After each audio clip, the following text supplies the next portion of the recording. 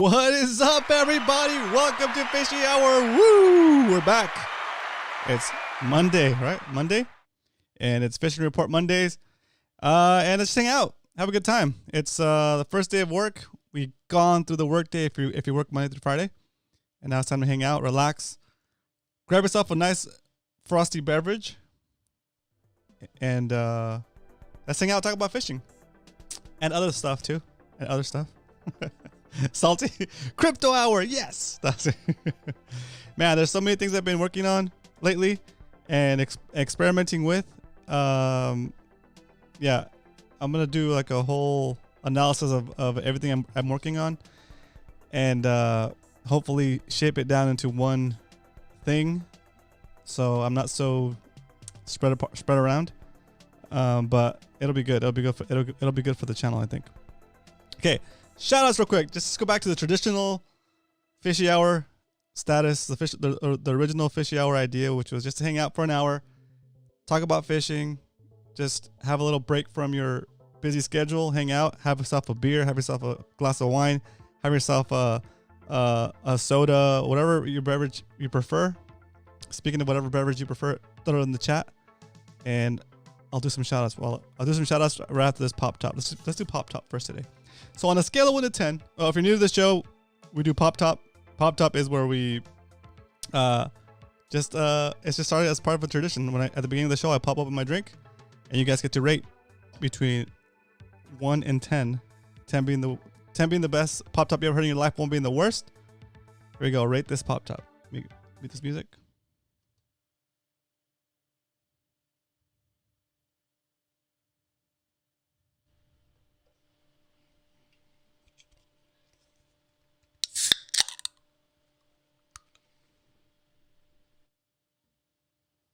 There it is. Pop Top. Done. Scale of 1 to 10. 10 being the best Pop Top you ever heard, 1 being the worst. Rate that Pop Top. Cheers, everybody. Let me know in the chat what you are drinking tonight. And it doesn't have to be alcoholic. It can just be any drink.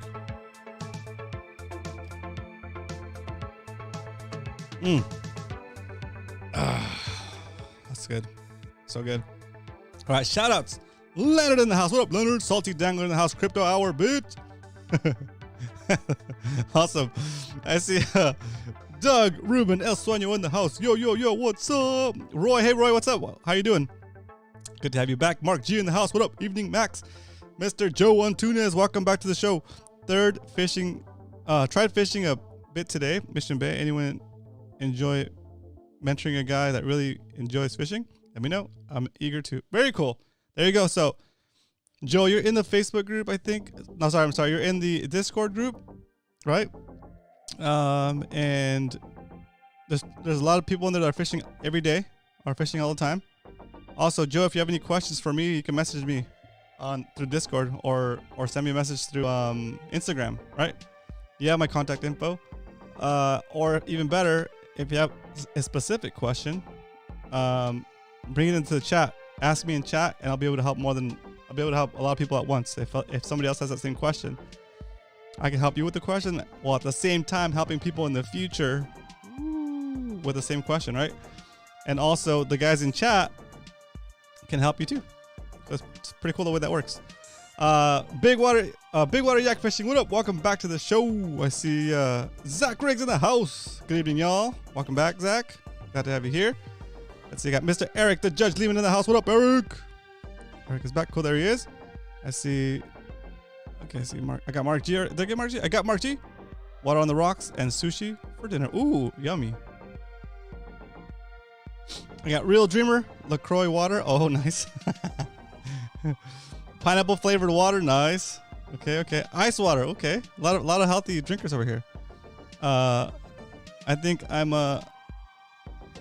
go make a Crown Royale apple whiskey. There we go. Nice job. Captain Dan in the house, back from Rancho Nero. Captain Dan with his awesome fish. Look for him on Wednesday for PB shoutouts. Captain Dan's gonna be all over that. Let's see. All right, cool. Just shows got the message. Very cool. All right. So we have some announcements today.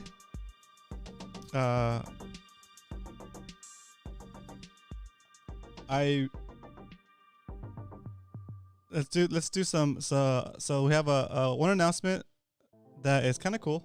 Well, I mean, all these announcements are cool. Let's just go with it. I'm just gonna start announcing. Announce already. Okay. So Eric and Mark wanted to do a kayaking session with the group, and at first they were just gonna do it on their own. I caught wind of it, and I thought that would be cool to do as a group outing. I'm not sure how many of you guys know about this yet or not, but do you guys remember? And I don't know if this is where they got the idea or they came up with the idea all on their own, but we're calling this type of maneuver a pickle. Okay, so when Nakata and I went we launched at La Jolla Shores, and we fished all the way down to Mission Bay and landed in Dana Landing. We called that a pickle. So a La Jolla Shores to Mission Bay pickle. Okay, so basically what you do is you take your kayaks. No, you all meet in the morning at the place where you're gonna land. Okay, and then the guy with the truck, you could do pairs. The guy with the truck leaves his truck there. Okay, and then the second guy drives both of you guys. Oh, I'm sorry. That works. I guess you both need trucks. Yeah, you both need trucks. Yeah, I get you. Okay, so both participants in this thing need to have a vehicle that can carry at least 2 kayaks. Okay, you have to have a vehicle that can carry at least 2 kayaks. Okay, so here's the maneuver.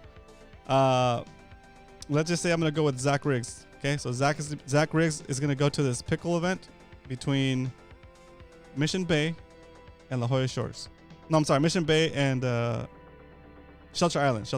Okay, it's gonna be from Dana Landing to Shelter Island. Okay, and basically, if Zach's gonna be my partner for this thing, Zach has a vehicle that can carry 2 kayaks, right, and 2 people at the same time, right? So he's gonna meet me at Mission Bay in the morning, okay, and we're gonna take my kayak out of my truck, or his kayak out of his car and put it in my truck. We'll just say that we're gonna take my truck, okay? So we're gonna take his kayak and put it into my truck, and then I'm gonna follow him to. Well, actually, you know what? We probably. Sorry, guys. I'm going through this in my head, and I'm messing this up. So we're gonna meet at the place where we're landing. So we're gonna meet at Shelter Island first in the morning.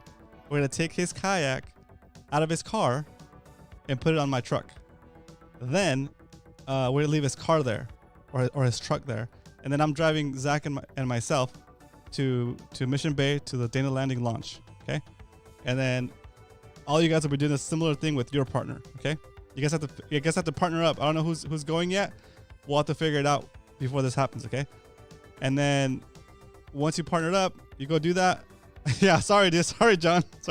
I'll write it all out so it makes more sense, and I'll try to explain it again without so many confusing parts. Okay, so now Zach and I are on the way to Dana Landing in my truck. And my truck has both Zach, myself, and both of our kayaks. Okay, so then we get our stuff ready. We launch, and we go fish outside of Mission Bay. We go down OB. We'll go down the coast. Where up all the way up until we hit the you need a pickle partner for sure, all the way until we hit the boundaries for the no fishing zone, and then we go around that all the way to Shelter Island and fish the bay, whatever, on the way there. So basically what you're doing is you're taking the current down. Hopefully it's going in the right direction. You're going down to Shelter Island, and at that point, when you're done fishing, we would jump into Zach's car, load both of our kayaks onto his car. We both jump in his car or truck, and he drives back to Mission Bay, where I unload my kayak from his truck, and then put it in my truck, and then that's it. Everybody goes their merry way. Cool adventure, cool thing to do. So that's it. The Dana Landing to Shelter Island pickle, and we're gonna be able to fish all of Point Loma. Well, the part of Point Loma where we're allowed to fish, which is before the point, we'll be able to fish that whole section. So that's pretty cool. And we'll fish all along the way. Okay. So Eric, did I explain it correctly? Is that what we're doing? Okay. And so we're going to be doing this. Roger Stern says, "Come see me at Dana Landing." There you go. Very cool. Hello, all. Who are you? Hello. What up, Roger Stern? Yeah, DFA in the house for sure. What up? Yeah, guys, go check out. Go say hi to Roger over at the. Oh, you're at Dana Landing now. Cool. Okay, perfect. So there you go. We can say hi to Roger on the way through Dana Landing. So that's what we're doing, guys. Pickle, and we're gonna do this October 2nd. Right? October 2nd is the day. October 2nd is the day we're doing this. And this is me just trying to explain it before I post it. I'm not sure if Eric has already posted it or not. But if he hasn't, we're going to put a post in the outings section of the Discord server. And again, you're welcome to come. Everybody's welcome. You can bring your own friend that has a kayak. They don't have to be part of MMFC, right? You don't have to be part of MMFC. You don't have to be part of MMFC. If you want to just come fish with us, you can fish with us. It's all good. Okay. But again, once you decide to go, okay, let people know in the Discord so that you can find a partner that can you can do the pickle with, I guess you can say. Find your pickle partner. Find your pickle partner pair or something like that. Yeah, find your pickle partner. And then or you can even do a 3-way pickle if somebody's if you guys have vehicles that can carry 3 kayaks, we just drop off 2 guys, right? It's all good. October 2nd is a no-go for me. Lobster season opener. Oh, yeah, but lobster season is that? Okay, let me see how Zach says. Yeah, Big Water. It's up to you, man. It's not mandatory in any way. But if you want to come out, come meet us, or maybe just like we'll see you on the way in or whatever. If you happen to be lobster fishing in San Diego Bay. Meet at shelter, okay. Move kayaks to 1 truck, got it. Leave the other truck at shelter, got it. Drive to Dana Landing, launch at Dana, fish ocean to San Diego Bay, land at Shelter Island, put yaks in truck. Drive back to Dana. Go to your own home. Nice. There you go. There you go. That's exactly what we're doing. It's exactly what we're doing. So the Dana Landing to Shelter Island pickle. What up, Cal? Welcome, Cal. Cal, October 2nd, we're doing the Dana Landing to Shelter Island pickle. Okay? Read Zach's comment about two comments above your bit comment. Does anybody have any questions about the pickle, how it works, or whatever? In Discord, you're gonna be looking for a post in the outings section. Okay, Discord MMFC outings. Okay, I'm gonna post it up there, and then the discussion in the Discord outings will be, "Hey, I'm doing the pickle. Who wants to be my partner?" Or whatever. Anybody looking for a pickle partner, okay? And then oh no, Zach forgot dinner. Oh, did you drive home and forget to pick up dinner? Dang. Domino's, dude. Oh man, that sucks. That sucks. I'll remind you next time. I just didn't know. But yeah, anybody have questions about how the pickle works? If not, let's move on. Okay, another announcement, which I think is super cool. A while back, when Dana Landing and CCA and the guys over at Fastlane, I think this was a CCA event. They had the guys show up and they were doing like talks. They're standing on a bass boat and they're talking about fishing and stuff. It was pretty cool. Brian and I went to that, and we met some cool people that had like booths there. Right, including one dude, super cool dude, Jeff Squires. He created One Cool Tuna. It's like a website, but he also makes these jigs that they're called OTC jigs, and OTC stands for One Cool Tuna, right? Was it OTC? Yeah, OTC jigs. Okay, so we talked to him and we told him that we had a show, and we kind of just like said that, hey, maybe someday you could come be a guest on our show and we can interview you and we can talk about fishing. And the guy's super experienced with jig fishing. He makes his own jigs. He makes them with a CNC machine, so that way they all have the same action. And there's less impurities in an aluminum than there is in like a jig you would pour. So you're pretty much always gonna have good action on one. You don't have to go through a bunch like these and see which ones swim well or which ones have a good little kick. The other ones are basically exact replicas of a good one. That OCT jigs, that's what it's called. OCT jigs. There we go. One cool tuna jigs. So why did I put OTC? Dyslexia, dude. Thanks, Garrett. OCT. Got it. I got what is it? Dyslexia? That's good. Anyways, One Cool Tuna, Jeff, is going to be here on Wednesday. We're going to do like a 3-way interview screen here. And then Brian and myself will be able to ask him questions. And I'm going to basically see what I don't know Jeff. I haven't talked to him that much, just besides that one time that we talked while we were standing around his booth. But I'm going to put my interviewer hat on, and I have a bunch of questions that I want to ask him. Because the guy's got a ton of experience fishing tuna, right? A ton of experience fishing jigs. So if there's any questions you guys can think of, just make sure you have them ready for Wednesday. It's going to be a good show. See, I'm going to probably try to take him through go through his fishing journey, his fishing career, how he got into it and how he got into big tuna and all that good stuff. And then what made him make his own jigs, and then what's special about those jigs or whatever. And then basically I'm gonna go through his, if he lets me, right? That's my goal is to just talk and just see what comes out. And in that, I think you guys will find a lot of value, a lot of knowledge. Because when you have somebody that's that experienced, talk about a topic they're like experts in, like whether they know it or not, a lot of the stuff they know they take for granted. And so he could say something in passing that might not be a big deal to him anymore, because he's known that for years, and it's common knowledge for him.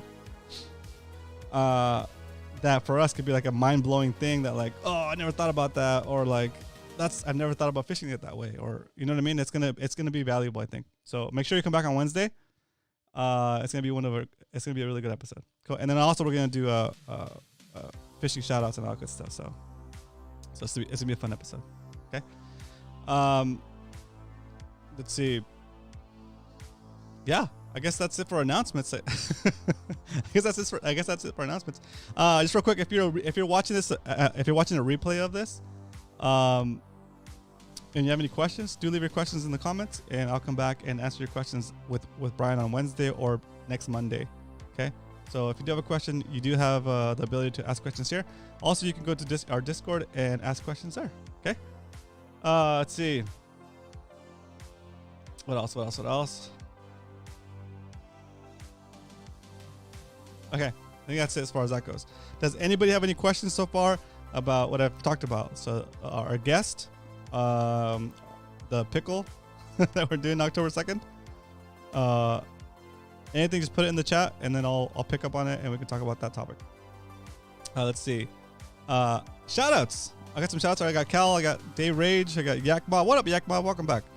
Okay. So earlier I thought I saw some questions up here. Let me just check real quick, make sure I didn't miss anything. All right, I want to go back and talk a little bit with Joe. Okay. All right, Joe. So it's just you and me hanging out at the beach, fishing. Okay. What is your biggest problem when it comes to fishing? Are you confused about the setups? Are you confused? Are you not? Are you good with the setups? You're good with the knots, but for some reason you're still not getting bit, right? I want you to be more specific with the trouble you're having in your fishing right now, because that's gonna help me help you. Okay. So Joe, if you're still watching, put in the chat what you think is not working right, or are you actually going out? How often are you fishing? How often are you fishing, Joe? What lures are you throwing? And let's see. Often you fish it, what lures are you throwing, and on what setups? Okay, give me that stuff in the chat, and we'll see if we can help you. Dave Rage says, Cal drive to La Jolla, launched rudder. Oh, say launched, rudder froze in one direction. Oh no, impact. Limped it back in. Okay, limped it back in, loaded up, and headed home. All before 6:30 a.m. Oh man, that sucks. Sorry to hear that, Dave. But at least you didn't get stuck out there, and you still had the whole day to replan and not just waste the whole day. So I know it sucks, but look at the bright side. Okay, setups. Okay, setups. Perfect. Okay. So I'm gonna assume that we're going for spotties right now, Joe. If we're going for spotties, the setup I recommend for any beginner is a 2500 size spinning reel. I have a ton of different lures. Need help knowing how to rig the different lures. Okay, cool. All that after help get my all that he helped get my truck off the sand. Oh, you're stuck in the sand too, dang, dude. Oh, Dave Rage helped Mark get his truck out of the sand. Oh, jeez. Okay, so Joe, here's what we're gonna do. We're gonna restrict the lures you can fish until you get consistent with 1 or 2 lures. Okay, here's what I'm gonna recommend: drop shot or Ned rig. Okay, been going once a week. Found a 2 kayak trailer. Ooh, that's cool. Oh, what up, Wayne in the house? What up, Wayne? Welcome back. It's been a while, dude. Thanks for showing up. So Joe, I'm gonna prescribe some fishing advice. Okay, so for now, let's try to keep everything consistent and only fish with 1 or 2 setups. Okay, your first option is gonna be, yep, on a 2500 size fishing reel. Exactly, on a 2500 size fishing reel with like a between a 7 and 8 foot rod. Okay, between a 7 and 8 foot rod. I can't remember what mine is exact. I think it's medium heavy. Let me check.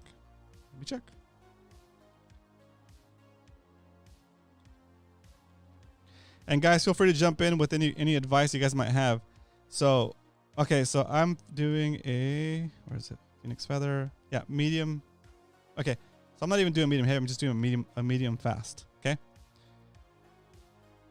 And Joe, these recommendations that I'm about to put in the chat, so romancastro.com/resources, those are for if you don't want to buy the same gear I have, we still have the descriptions of what to look for when you go to the store. You tell them, hey, I want a rod that can do this and a reel that can do this. It's going to be 2500 size, and then you can choose how much you want to spend on it, right? If you want to spend like $400 on a setup, it's all you, whatever you want to do. If you want to spend $100 on a cheap setup, or $95, I don't know if there's even that option at Walmart or something. The thing is, you just try to stick with the specs that are on that site. Okay, so 2500 size reel, 7 to 8 foot rod, action should be medium, right? And a fast tip. Okay, and then that'll get you started to get you on the right tackle, right? And for now, you can just fish mono. Just fish like I don't know, 8-pound mono or 10-pound mono. Okay, it's gonna be cheap. Okay, and just you'll know that you're gonna go through it. It's just gonna be the basics for you, right? Just the real basics. Let's see. Yeah, bait is the actual easiest bait to use, but like we're gonna do artificial still. We're gonna do artificials. Drop shot or Ned rig, exactly, cool. So drop shot or Ned rig, that's it. Then, drop shots can get pretty complicated. Like you can put a bunch of different lures up there. But for now, we're just gonna do a straight worm hook, right? So a long worm hook for your drop shot, and I would say 3/4 to 1 ounce torpedo weights. Okay, it's kind of look like little torpedoes, and that's gonna be Joe's here in San Diego. That's gonna be your basic setup. Okay. If you don't want to deal with no braid yet. Don't even worry about braid. Just 8 to 10 pound mono. Okay, 8 or 10 pound mono. That's it. And then your if you don't want to deal with the drop shot and getting that set up, you can just get the little Ned rigs, the 1/5 of an ounce Ned rigs. I've been using braid with. Okay, cool. Okay, that's fine. If you already know how to tie braid and do to a leader, that's perfect. Then do like 30 pound braid and have leaders between like 8, 10, 12, right? I would start with like an 8 or a 10 fluorocarbon leader. If you already know how to do this, then that's good. Okay. If you're gonna fish an area that's not too grassy from shore, I would do the Ned rig. If you're gonna be casting like fan casting along the shore, I would do a drop shot. That way you won't get stuck as stuck. And 3/4 to 1 ounce torpedo weights. Perfect. Okay, good. I use braid with the leader too. Okay, yeah. I was just trying to simplify it because I wasn't even sure if you knew how to do those knots yet. But if you do, that's fine. You're ahead of the game. That's perfect. All right, so you have all that stuff, and don't buy all the colors in the rainbow. Just do some greens, some whites, and I think that's about. What do you guys recommend? Chartreuse, white, and like a dark green, kind of like a California craw green, right? Or like a 30 pound braid, leaders, 8, 10. Yeah, you can even don't worry about going and buying 8, 10, and then 12 leader. Just buy one of those 3, whatever one you want to play with. Buy pumpkin seed. That's it. Thanks, Hyder. What up, Hyder? Welcome back. Pumpkin seed. Boom. Right, and then that's it. Just do they make a weedless Ned rig? They do make a weedless Ned rig. Yeah, they do make a weedless Ned rig actually. Yeah. And also, Joe, you're fishing mostly from shore at this point, right? Or are you fishing from a kayak? I think you said you had 2 trailer kayak now. So yeah, if you're fishing from a kayak, then I would probably do Ned rig at this point just because it's like so versatile. And yeah, greens and darks. Yep, perfect. Yeah, that's what I would do. And then you're gonna start to learn how. The reason I want you to fish these 2 lures first is because I want you to understand and learn what it feels like to have your bait on the bottom. Okay. Ooh. Shoot. Doug, that'd be awesome. I'll have to check. I'll get back to you tomorrow. I'll ask my boss. I might need to take a day off if that's open. Yeah. So Joe, you're on a kayak. Perfect. Okay. So on a kayak, then in that case, do the Ned rig. Do the Ned rig. Okay. I know everybody in chat's gonna probably say something because I'm a fan of the Ned rig, but I'm a fan of the Ned rig because it just works, and you don't have to be reeling it a certain way. You don't have to twitch it a certain way. It's just gonna work because it's floating underwater, so it's got its own little action. And really, all you have to do as an angler is just make sure that it's on the bottom. So give it enough line to get it to the bottom. And once it's on the bottom, it's either gonna snag on some grass and you're gonna pull it through and it's gonna be fine. Just bring it up, clear it out, and drop it again. It's gonna get hit on the way down, and it's never gonna hit the bottom. So it's gonna feel like you're not hit the bottom, and you might have a fish on already. Or it'll just be dragging along the bottom. You can feel it, like you'll start to feel the Cal, what's a Ned rig? You'll start to feel, especially if you're on the kayak, cast it out in the direction that the current is coming from. Okay, cast it out in the direction the kayak and the current is coming from. So on the screen here, we'll say the current is going that way. Okay, and your kayak is my hand. Whoa, right there. Okay, I need some visual aids. Here's a kayak. Here's the current. That means that the current's be pushing your kayak that way. It's gonna be drifting, right? That's the drift. So what you want to do is you want to cast that way. So you cast, your lure lands in the water. You don't reel it in. You let it sink all the way to the bottom. It sinks all the way to the bottom, and your kayak is drifting, and your lure is getting dragged along the bottom.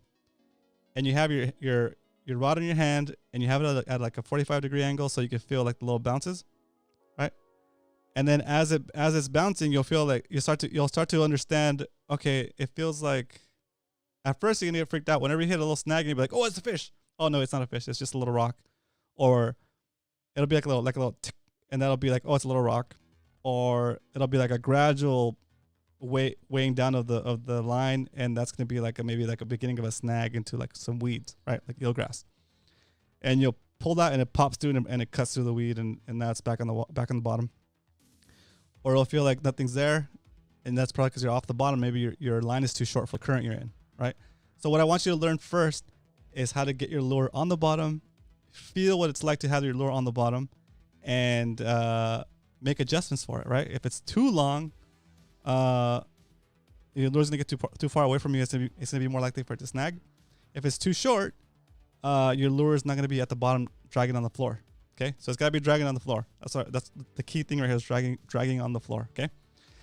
Yeah, try that, and then you'll get a bite. Like eventually you'll get a bite, because the way this little Ned rig works, it's floating on the water like this. It's getting dragged, and it's always like up. So, Dave, free pizza, nice. I need that. And so yeah, that'll get you going. And then let me know how it works. You're gonna be tempted to switch out baits. If that doesn't work, don't switch out baits. Don't you're gonna spend more time tying knots and switching baits. For now, just try that one bait and see how you do. Okay. And then you'll start to get more confidence in that bait, and you'll start to get more confidence in your ability to detect a bite. Okay. So the next piece of advice, once you have that down and you know your lure's on the floor, dragging along the bottom with your drift. So now you've learned how to set up your drift. You've learned what lure to use, how to cast it, how to wait for the bite, right? Now seek fish with the net. That's right. Now you gotta be able to. Now you get your mind you're gonna start to get the feel for the action in the rod when it hits a rock, when it hits a little bank of sand, when it hits a little clump of eelgrass, right? You'll start to feel what it feels like, just anything, right? What I want you to do initially is to swing at everything, okay? If your lure feels like it's off the bottom and you're not making contact, set the hook. Just give it a jab. Set the hook. Maybe not too hard, like that on 8-pound line, but set the hook. Okay, do the set the hook action, right? If your lure gets tugged, right, that's a bite. Or if your lure gets if you feel any kind of disturbance on your line, just for now, until we get a better feel for what all these different things feel like, just go ahead and try to set the hook again. Boom.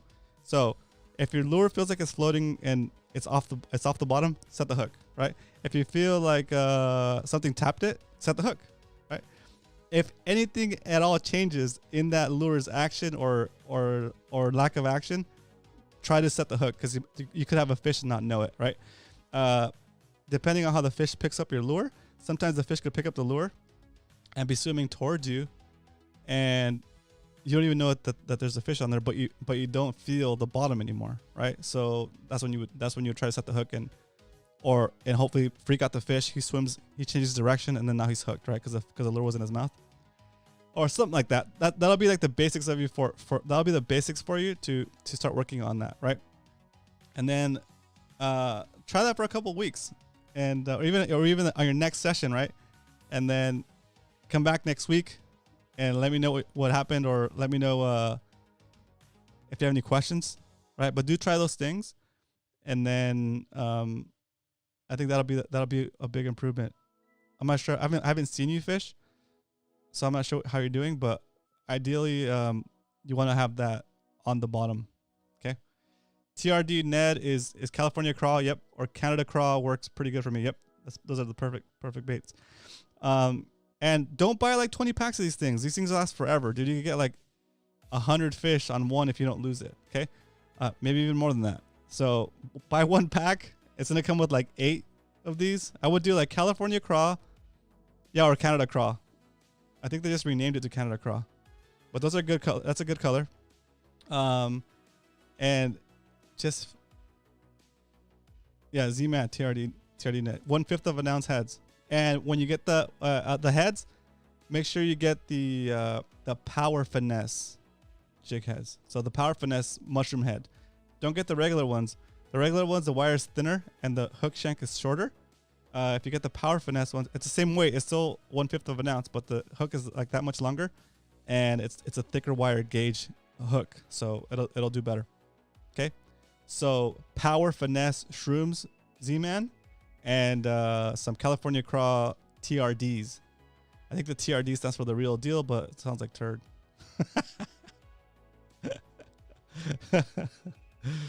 I'll try and get some Ned next. Oh yeah, Big Water. If you haven't fished these yet, it's a pretty good setup. Okay, now this is just for you to understand and get a feel for the bite, right? Get a feel for what it feels like to fish a lure on the bottom like that. If you guys are already familiar with that, more advanced, and I think like maybe a swim jig or like an underspin, that kind of stuff is more. It could be more fun, but it requires more action from you as an angler, right? It's more skill. I think it takes more skill to fish a swim bait than it does a Ned rig.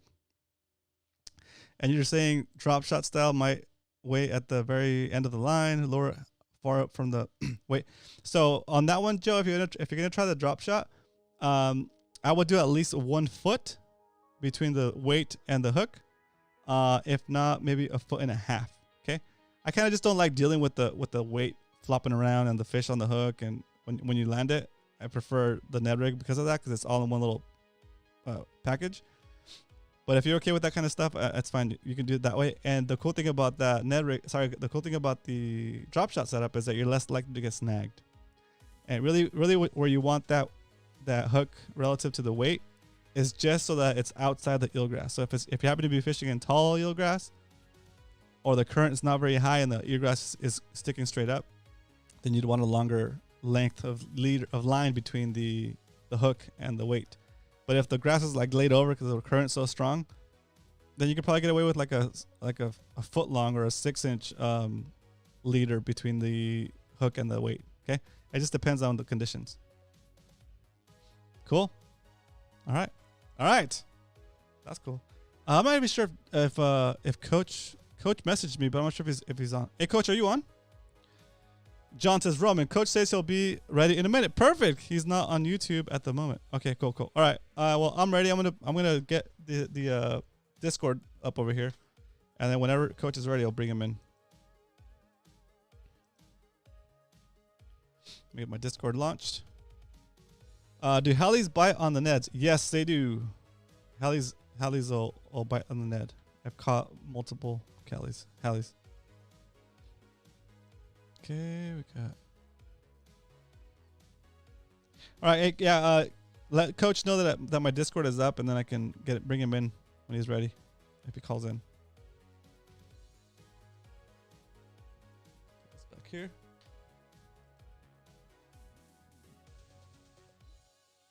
Very cool. All right, Power Finesse Shrooms Z-Man. That's it. The Power Finesse. Yep. I think they're also in the page that I sent you earlier with romancastro.com/resources. Let's see. Yeah, they're right there. Yeah, look at that page. They're there. And there's also a link to the TRD lures. These are the mud smelt, but if you click on that link, you can just pick another color once you're on Amazon. Thanks, John. Very cool. All right, sound fishing in the house. What up? Went disc golf for the first time in my life. Now my old man back needs something in the hot tub. I need some time in the hot tub. Nice.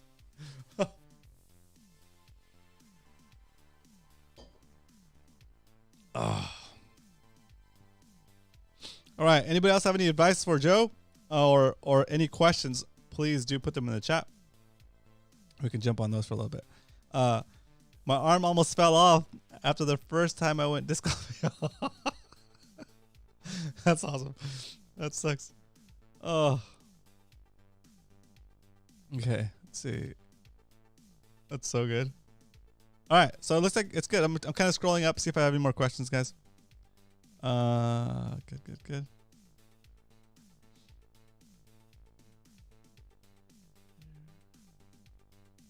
All right, cool.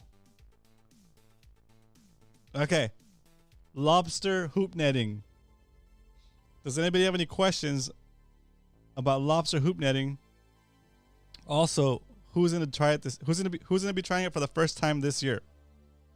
So next topic of discussion is lobster hoop netting. Who's gonna be trying that this year? And who's gonna be doing it this year? And then also, who's gonna be doing it for the first time? What course did you go to? Uh-oh.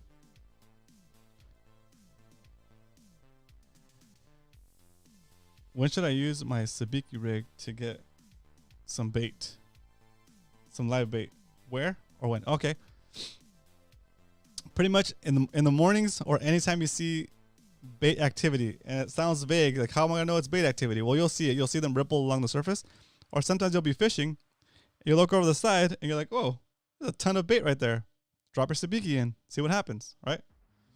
You might catch some bait. I'd like to try hoop netting for the first time, but I don't have a hoop. Well, you don't need one because I'll let you borrow one. If we go, we're probably going to do a group outing once the season starts and all the chaos subsides. We'll do a group outing, and Jesse, I have a couple extra you can borrow. All you would have to do is get your license, get your lobster card, and I'll bring them over baited and ready for you to drop them in. Okay. What kind of kayak do you have, Jesse? Did you get a pro angler? I'll take some love bait.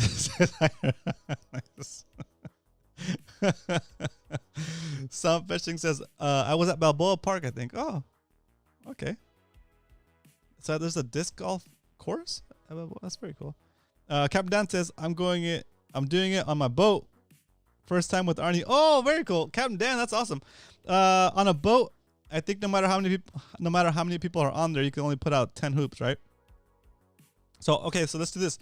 On a kayak, you can have, I think, correct me if I'm wrong, guys. Yeah, for sure you need your own lobster gauge. Okay, cool. Yeah, Jesse, you do need to have your own lobster gauge, but again, you have to have a lobster gauge in your possession, right? If you have possession of a lobster, you have to have a lobster gauge. Okay. And I'll show you how to use it and everything. Yeah, you'll get set up. Or if you want to go and just get your stuff yourself, I can tell you where to go and help you sort that stuff out. Okay, cool. The Old Town Salty, is that pretty big? Can it? There you go. See, thanks, Wayne. Thanks, Captain Dan. So yeah, so 5 per person, 10 total per boat. Exactly. Okay, cool. So technically, on our kayaks, we can set out 5 lobster traps, right? It's a lot of lobster traps to set out on a kayak. I usually do 3. 2 is like what I feel comfortable with. I do 2. That way I can set the 2 out, fish for a little bit, go check them, set them out again, fish for a little bit. But if I was gonna focus exclusively on just trying to get lobsters, I would do the 5. That way, basically, by the time you set up the 5th lobster trap, you have to make your way back to the first one and check it, relocate it if needed, and then the next one will be ready to go, and the next one ready to go. So it's kind of it'll keep you busy. I think 5 on a kayak will definitely keep you busy, where you won't have time to fish in between, or you won't want to fish in between because you won't have that much time to kill, right? And again, you do have to set the lobster trap. You do have to set the lobster traps out for like anywhere for I say minimum like 20 minutes to 40 minutes, right? And so if you're just fishing with 2 hoops, then after your initial setup, you have to wait 30 to 40 minutes, right, before you know if that trap is going to be even in a good location, right? So your soak is gonna affect how many soaks you can do per night, right? So if you only have 2 lobster traps, and it takes about we'll say 30 minutes to soak them and then 20 minutes to manage them, and you're fishing for 8 hours, then you've only done 16 soaks because you have 2 lobster traps. Or if you have 5 lobster traps and you're fishing for the same 8 hours, I mean, this is a long night, right? Was it 5 times,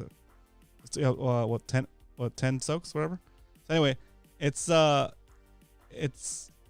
No, not 10 soaks. You're doing 8 hours. So what's that? 40 soaks? Yeah, 40 soaks. So it's probably a better use of your time if you're just gonna do lobstering to do the 5 traps, because you're gonna get more soaks per hour.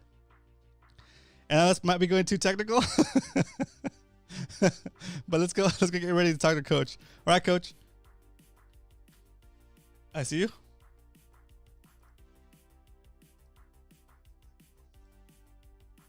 This is so funny. Mute this music here. Don't make me do math. Jeez. All right. Coach, can you hear me? Yes, sir. All right. Now let me just share the screen with you on it. Let's see. All this technology. Coach full screen. Boom. Yes, it worked.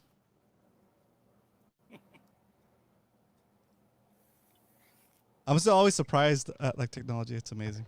All right, let's do this. How you been?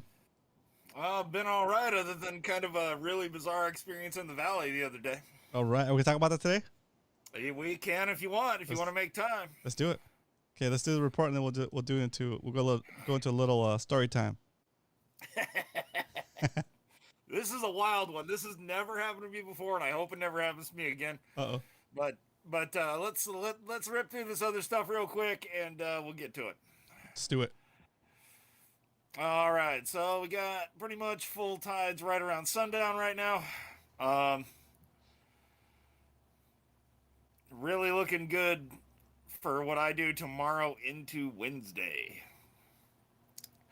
So calicos, sharks. I heard it was really flat out today, so if anybody got out, good on you. It seems like the weather pattern's supposed to be stable the next few days. Hopefully it stays that way. But we got high tides at or after sundown, starting like a day or two ago, and then heading on into Thursday. What else do we have here? Our local temp break charts. Oh, this is saltwater tides, by the way. Cool. So I had to go to Fish Track for a cloud free. We got 70-degree water out here, 60 mid to upper 60s inshore. Not super good, but I've heard that conditions are clean, so we still might see some yellowtail inshore. Obviously offshore, if you can get out there, do it. Heck yeah. How you been, Roman? Busy, man. Just like trying to sort everything out. I think I'm doing too many things. You? No. I don't know who you're talking about, Roman, but it couldn't possibly be you. I'm gonna narrow down. I'm gonna narrow down my focus though. So it's gonna be good, I think. If you say so, Roman. If you say so. You're a guy that likes having irons in the fire. You can't BS me, dude. Yeah. So we're just gonna kind of look over the dock totals a little bit here. Got some yellowfin tuna in the mix, a few bluefin. Looks like our local inshore, our local half-day boats aren't doing too much. It looks like the boats chasing barracuda and bonito are up north, probably out on the islands, or even Dana Point some years has some really nice barracuda and bonito biting in fall. Not too much for the patty yellows or dorado at the moment. Looks like. Yeah, offshore stories, pretty much yellowfin right now, which is about time. Nice. And this is courtesy of sportfishingreport.com. Yeah, looks like yellowfin tuna in the cards. So if you're tired of this weird bluefin fishing, might get on a boat. I was like, that's so funny. I don't care for bluefin. I don't really like eating bluefin, and then fishing bluefin, I just find it kind of annoying. Oh gosh, that's funny.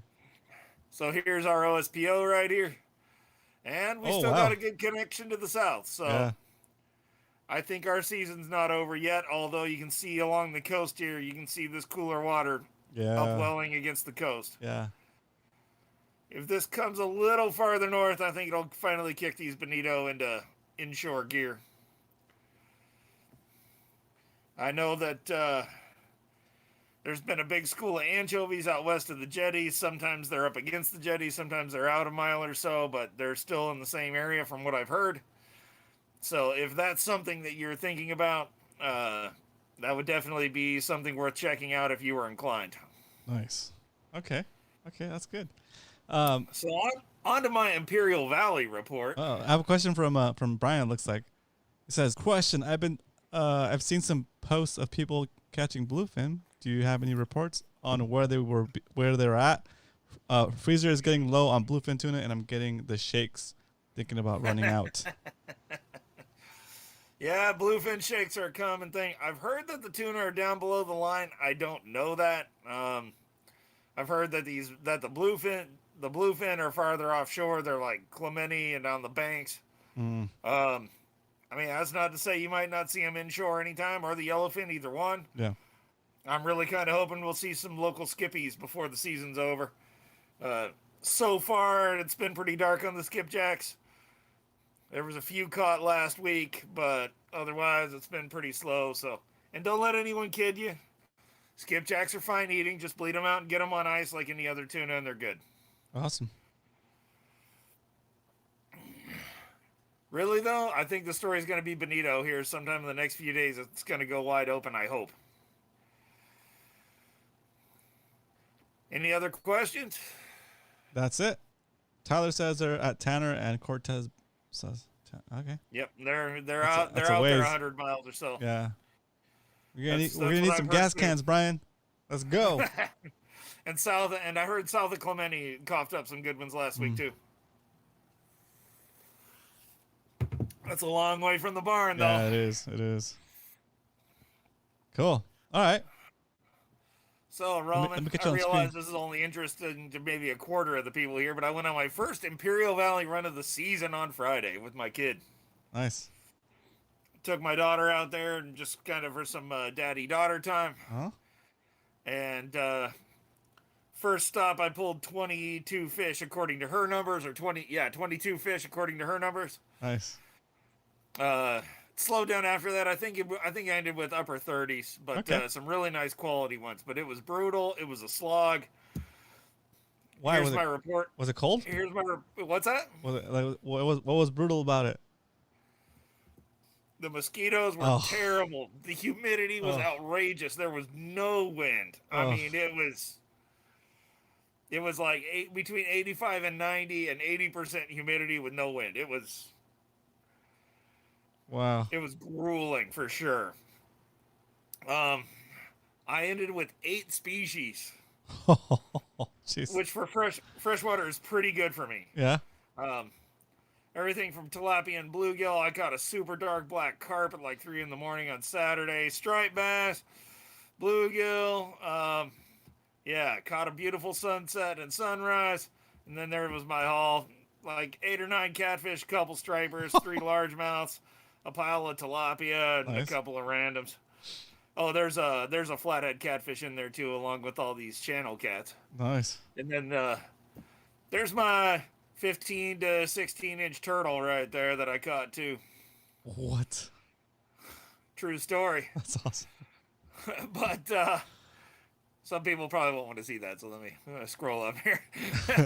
So Wait, hold on, Coach. Hold on. Have it on your face. I was like, what are you talking about? Go back. oh, Jeez, I'm over here messing around. All right, go back to the beginning. Oh, there you go. You can see all the actual fish now. Very cool. yeah. Where'd you post this? This is on my report on SD Fish. Anybody can look it up. You don't even have to be a member to look at your first few anyway. SDfish.com. Yep. Or romancastro.com/SDfish.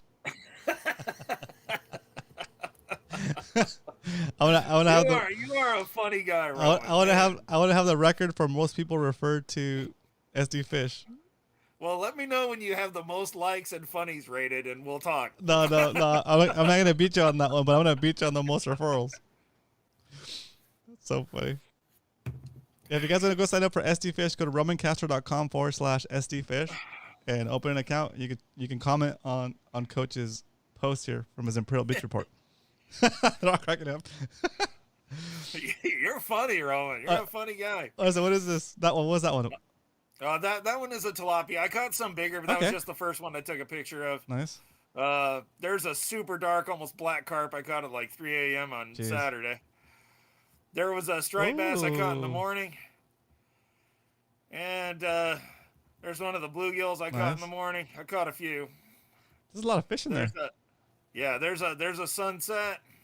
That's cool. There's a sunrise. There's my table right there. Yeah. Did you get to keep the turtle? Yeah. What? You get to eat it? I was going to, but I knew work was going to be brutal, so I gave it to one of my neighbors who likes them. Oh, what? I never had it before. Oh, it's really good. It's some of the best caldo on earth, I think. What? Okay. Yeah. Crazy. You can see I caught some nicer tilapia over here in the corner, and there's a flathead catfish, and a couple of largemouths here. Quite a few channel catfish, that super dark carp, and then there's a bluegill right there, and then I have our friendly local spiny softshell turtle over here on the right. That's crazy. Believe it or not, that turtle weighed 10.5 pounds plus. Jeez. That big catfish at the bottom weighed 5 1/4. You know, I took pictures of me weighing all these fish, expecting to go for some club records here, Roman, and then I go to and there's no freshwater records. What are we doing? Right? I know. I've been slacking on that. I need to get this done today. Just messing with, I'm only partially messing with you. No, bro. those are, if you have pictures of those still count, because the thing opened at on the 9th. I just haven't put up those posts yet, but those will still count if you have the photos. Yeah, I got the photos. Good. But yeah, I got photos for the carp, my largest bass, and the catfish, and this turtle, which I don't know if we're gonna have a category, but still, it was pretty cool. That's hilarious. So, you want to hear my slightly crazy story? Yeah. So I was fishing. Oh wait, I mean, this is out in the middle of nowhere. Okay, I posted. You're up now. Your picture's up. I mean, your camera's up. I'm probably 10 or 15 miles from the nearest town. Okay? When I say we were out there, we were out there. Out there in the middle of damn nowhere. And, you know, every once in a while somebody will stop by to see what you're doing, make sure you're not stealing water or equipment or something. And, you know, when people see you fishing, everybody's super friendly and it's never a problem. Other than one other time where a guy thought I was stealing water. I wasn't, but took me a minute to convince him. But other than that, I've never had a problem out there. Never. Like, what do you mean stealing water? It's complicated. like filling up jugs to bring them home with you? Is that what people do? No, I think. Don't quote me, Roman. This is what I think happens. So I've only been fishing out there 35 years or so. So if I'm wrong, I apologize. But I think what happens is they allocate a certain amount of water to each farmer. Oh, yeah. They open the gates and they flood the canal with so much water. So what happens is the farmers will open their gates and then it will flow out onto their land. Yep. But if you're upstream of that guy and you get wind that he's getting water and you open your gates, you can steal some of his water. Oh, yeah. And he's going to get charged and he's not going to get as much water as he's allocated. And meanwhile, you stole a portion of his allocation for your crops. Dang. I didn't know that was a thing. That's crazy. Yeah, I think it's a pretty serious crime, and I think it happens a lot out there. Jeez. Yeah, it's like no monitoring, right? Well, I mean, what are you going to do? Put a camera at every gate? I know, that sucks. It's out in the middle of nowhere. Cal wants to know if you caught the turtle on the Ned rig. I use bait, Roman. I use bait, okay? Let's just be clear. I use bait. I think Big Water Yak Fishing is going to go with you on the next adventure. He's like, where does one go to catch various edible turtles? There's edible turtles everywhere. I mean, the red-eared slider is the most common turtle on Earth now. Nice. All right, it's even the most common turtle in the Yangtze and Yellow Rivers now, from what I'm told. So That's crazy. So you're 15 miles out along the canal. We're 15 miles out, and this fuel pump truck rolls up on me. No big deal. I mean, I talk to the farmers all the time, right? Yeah. And then it's a lady, which is pretty unusual, but I mean, not super rare. Yeah. And she goes, give a ride?" And I'm like, "No, I'm good, dude. I'm just out here fishing with my kid." She goes, "No, you give me a ride." I'm like, "What?" She gets out of the truck, and I realize it's a tweaker. Oh. She's wearing almost no clothes. She's barefoot.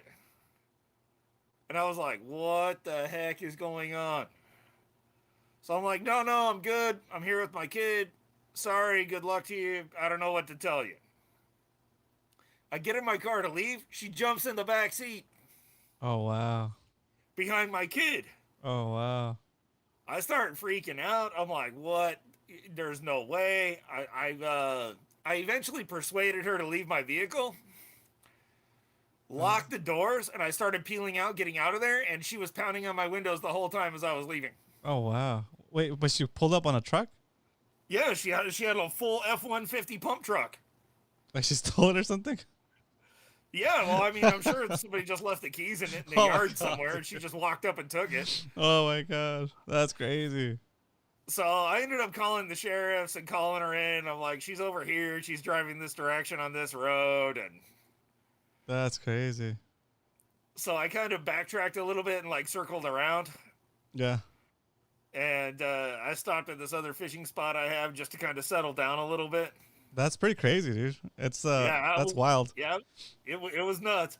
Think of all those And like I started thinking about those like those crazy episodes of like Breaking Bad, where like they're out there in the middle of nowhere, right? And you just happen to come across and we're like, oh, it's a wrong group of people to come across, you know? That's pretty Well, pretty wild. I mean, typically it's just the farmers and the power plant workers out. I mean, you don't really see anybody, or maybe an occasional duck hunter or something.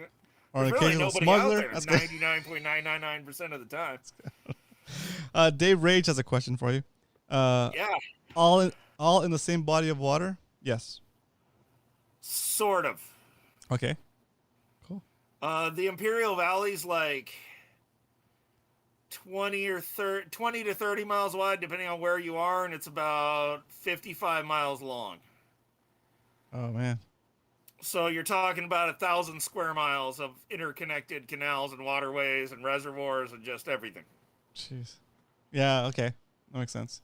It's an absolute crazy place to fish. I have a whole write-up on it on SD Fish, or you can contact me if you're interested in heading out there. There's literally a lifetime of fishing adventures to be had out there, Yeah. and hunting if you're into that too. That's pretty cool. That's cool. If you were to take people out there, oh, what is that? 40? You know how I am, Roman. Rock Some and of us roll. were born thirsty. Oh, nice. That's a good one. Born thirsty, dude. How did my indigenous friend tell me? He goes, "They tell me some Indians drink too much. Oh my gosh. I think some don't drink enough." Oh, jeez. That's funny. All right, so if you guys want to learn more about the Imperial Valley and fishing the different channel structure, is that Brian wants to know if it's Bud Ice. It is. It's filtered, extra filtered. Do hit up Coach. He's Coach Worf on here in the chat. You can follow him over to his channel. Give him a sub. Have you posted any of these videos? Were you shooting video when you're fishing or? I've actually one of my most popular videos is me catching a catfish out there. Cool. I just posted a short of one of the bass I caught. I got some other short content coming from Friday's run and from a La Jolla trip the other day. Nice.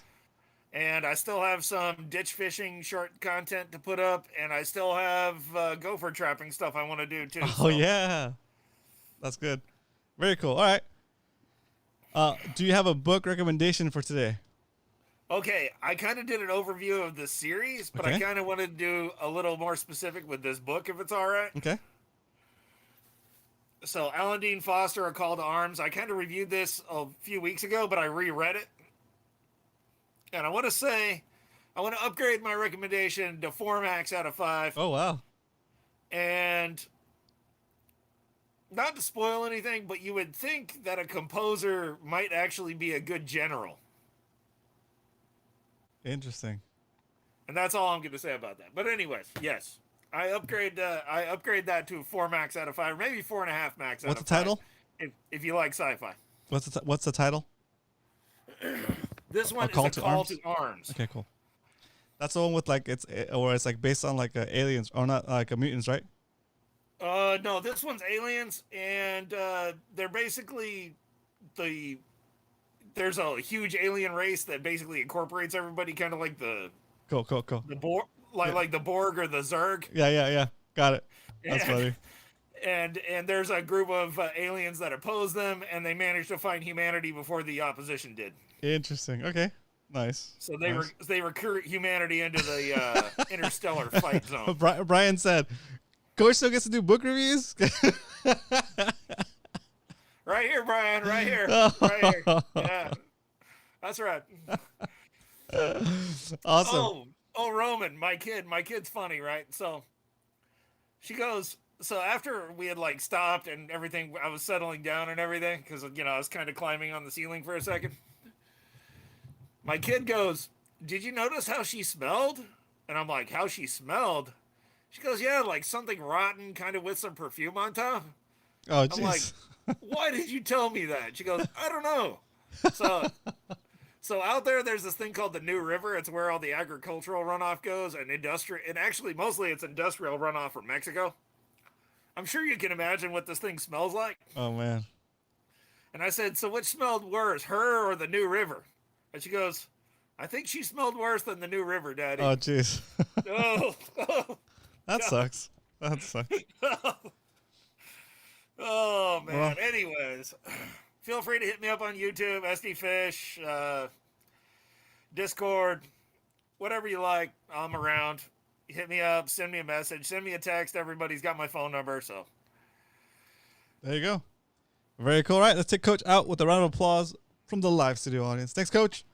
yeah, you betcha, Roman. Woo. All right, guys. We end this show over here, back here. Boom. Boom. There it is. All right. So that was good. Once again, thanks to Coach for calling in and helping us do the surface temperature reports and the local San Diego fishing scene. Whoa, hello song. Actually, you know what? It's already time. It's already time. Time flies when you're having fun. So, all right, let's just wrap up the show then. We have just kick off the music. Man, I'm getting rusty. Show notes out. There they are. Cool. All right, cool. All right. So Wednesday we're gonna have we're gonna have Jeff Squires from One Cool Tuna Lures, and we're gonna be interviewing him, Brian and I. So it's gonna be a fun Wednesday at 7 p.m. Pacific Standard Time here on this very channel. Also, if you're interested in doing the Dana Landing to Shelter Island Pickle, October 2nd, we'll be posting that in the Discord today. Go over there and find your pickle partner. If you don't know what Discord is, you know what we're talking about, in the chat, type in !Discord, and that will send you a link to be invited into the Discord server, where you can interact with everybody that was in chat and everybody that's a fan of or a member of our club.